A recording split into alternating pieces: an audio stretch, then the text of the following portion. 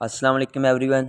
My name is Ghulam Akbar, first year MBBS student from King Edward Medical University Lahore. तो आज की video हमारी है about preparation strategies in last 15 days. हमें पता है कि मोस्टली लोगों का जो MD कैट है वो नेक्स्ट 15 या 20 डेज़ में है। उनके पास यही 15 दिन या 20 दिन बचे हैं। तो इन 15 या 20 दिन में किस तरीके से इफ़ेक्टिव तैयारी कर सकती है, आज हम उस पर बात करेंगे। तो आप लोगों ने सबसे पहले तो अपना एक स्केड्यूल सेट करना है अपनी डेट के लिहाज से। Like if you have 15 days और 20 डेज़, तो आपके स्केड्यूल में थोड़ा सा डिफरेंस होगा। वो आपने अपने लिहाज से सेट करना है, मैं उसके बारे में थोड़ा सा बता भी दूंगा। लेकिन उससे पहले जो कुछ चीज़ें होती हैं वो आपने देखनी होती हैं। सबसे पहले इन डेज़ में आपने कोई भी एक्स्ट्रा स्टडी मटेरियल नहीं पढ़ना होता। आई एम रिपीटिंग अगेन कि आप लोगों ने इसमें कुछ भी एक्स्ट्रा नहीं पढ़ना होता। आप लोगों ने जो पहले बुक्स पढ़ ली हैं, जो स्टडी मटेरियल आपने पहले पढ़ लिया है, जो नोट्स पढ़ लिए हैं, वही आप लोगों के लिए इनफ है। क्योंकि अगर आप लोग इन एंड वाले 15 या 20 डेज़ में आके कोई एक्स्ट्रा स्टडी मटेरियल पढ़ते हो तो वो आपके पहले वाले नॉलेज को भी इफ़ेक्ट कर रहा होता है और उसका आपको फ़ायदा होने के बजाय उल्टा नुकसान हो रहा होता है। तो आपने इन एंड वाले 15 और 20 डेज़ में कोई भी एक्स्ट्रा स्टडी मटेरियल नहीं पढ़ना होता। इसके अलावा अकेडमीज़ जो होती हैं मोस्टली वो एंड वाले 15 या 20 डेज़ में क्या कर रही होती है, FLPs ले रही होती हैं।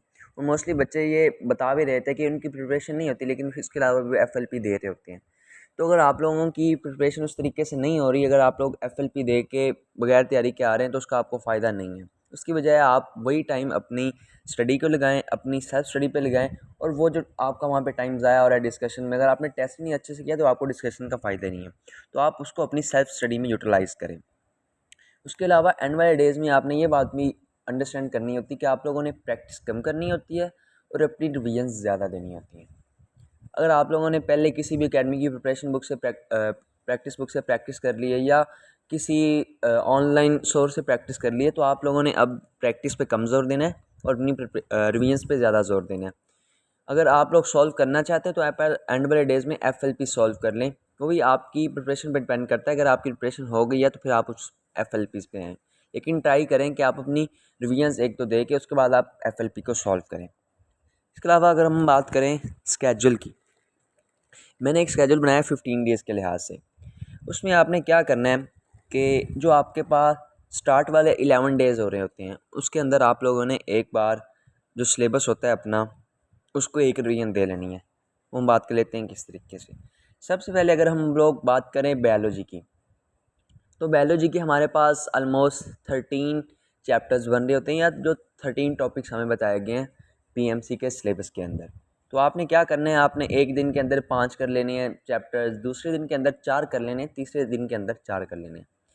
अब ये आप पे डिपेंड करता है कि आपको कौन सा चैप्टर इजी लगता है, कौन सा चैप्टर आपको डिफ़िकल्ट लगता है। तो आपने इस तरीके से मैनेज करना है कि कोई 2 चैप्टर आपने डिफ़िकल्ट कर लेने हैं, कोई 3 इजी कर लेने हैं। नेक्स्ट डे में भी इस तरीके से आपने कोई 2 चैप्टर इजी कर लेने हैं, कोई 2 चैप्टर डिफ़िकल्ट कर लेने हैं। और नेक्स्ट जो थर्ड डे है उसमें भी इस तरीके से आपने इस चीज़ को फॉलो करना है।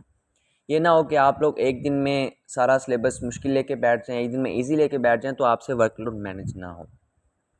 अगर हम बात कर लें केमिस्ट्री की, तो हमें उन्होंने ऑलमोस्ट उसके 20 या 22 मेन टॉपिक्स बताए हुए हैं। तो आप एक दिन में 7 करें, नेक्स्ट डे में 7 करें और उससे नेक्स्ट डे में भी 6 करें।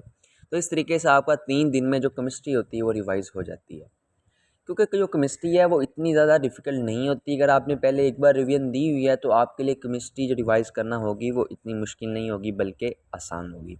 तो आपने जो केमिस्ट्री होती है उसको अच्छे तरीके से इन 3 डेज़ में मैनेज कर लेना है। उसके बाद अगर हम बात करें फ़िज़िक्स की, फ़िज़िक्स का सिलेबस इन के लिहाज से कंपैरेटिवली कम होता है। तो आपने क्या करना है, उसके मेन 13 चैप्टर्स बनने हैं। आप एक दिन में 5 करें, फिर नेक्स्ट डे में उस तरीके से 4 करें, नेक्स्ट डे में वही जो आपने स्ट्रैटेजी बायोलॉजी में फॉलो की गई, आपने 3 डेज़ में उसको कंप्लीट कर लेना है।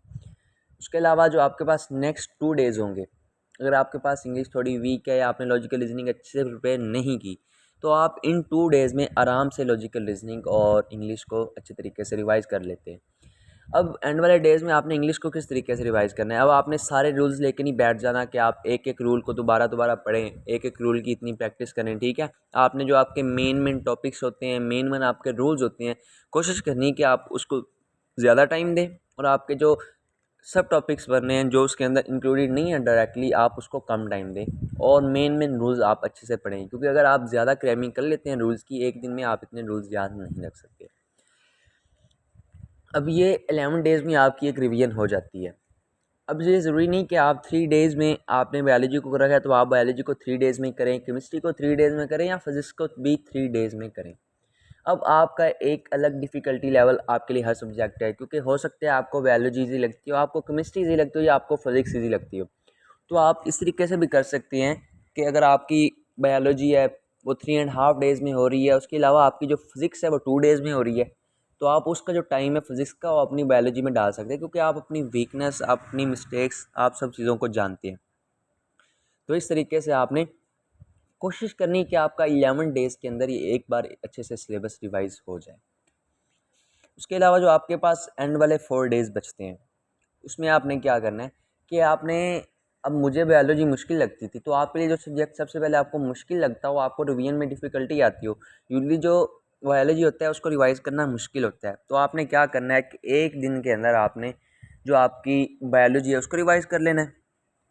नेक्स्ट 2 डेज़ में आपने क्या करना है, अब केमिस्ट्री फिज़िक्स को रिवाइज़ करना आसान होता है, तो आपने कोशिश करनी है कि पहले डे में से भी कुछ टाइम थोड़ा बहुत बचा ले और नेक्स्ट 2 डेज़ के अंदर आपने केमिस्ट्री, उसके अलावा फिज़िक्स और लॉजिक, रीजनिंग और इंग्लिश को भी थोड़ा थोड़ा टाइम दे लेना है और कोशिश करनी है कि 3 डेज़ के अंदर आपका ये सिलेबस जो होता है वो अच्छे तरीके से रिवाइज़ हो जाए।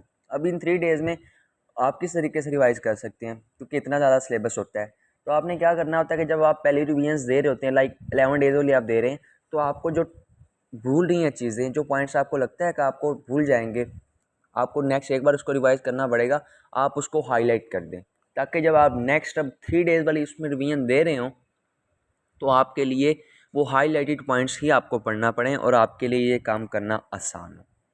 बाकी जो आपका एंड वाला डे एक बच जाता है, आप कोशिश करें कि उसके अंदर अपने जो बहुत ही मेन पॉइंट्स हैं एक बार नज़र दुरा लें बुक्स पे, या आपने अगर अपने कोई शॉर्ट नोट्स बनाए हुए हैं तो आप उस एक डे में उस शॉर्ट नोट से अपनी अच्छे तरीके से रिवीजन कर लें। बाकी आपने एंड वाले डे में यही करना है कि आप थोड़ा जल्दी सो जाएं, रात को ये ना हो कि आप लेट नाइट पढ़ते रहें। कुछ बच्चे ये मिस्टेक करते हैं, वो लेट नाइट पढ़ते रहते हैं, सुबह तक पढ़ते रहते हैं, इवन उनको नींद नहीं आ रही होती, ये उनको बड़ा डिस्टर्ब कर रहा होता है। तो आपने कोशिश यही करनी है कि आप एंड वाले डे में अच्छे तरीके से नींद अपनी पूरी करें, ठीक है, और जल्दी सो जाएं। जितना आप जल्दी सो जाएंगे तो आपके लिए ये उतना इफ़ेक्टिव होगा नेक्स्ट डे चीज़ों को याद रखना। बाकी एक चीज़ है जो मैं आपको बार बार कहता हूँ कि अपने ऊपर भरोसा रखना है और अपने अल्लाह पे भरोसा रखना है कि अगर मैंने पढ़ा है तो अल्लाह उसका अजर मुझे ज़रूर देंगे और इंशाल्लाह मैं अच्छा स्कोर करूँगा इंशाल्लाह। बाकी best of luck. In days में डिस्ट्रैक्शन से दूर रहें, अल्लाह से अपना राब्ता बरकरार रखें और अपने आप पे भरोसा रखें। इंशाल्लाह आपके लिए एमडी कैट स्कोर करना आसान होगा। शुक्रिया।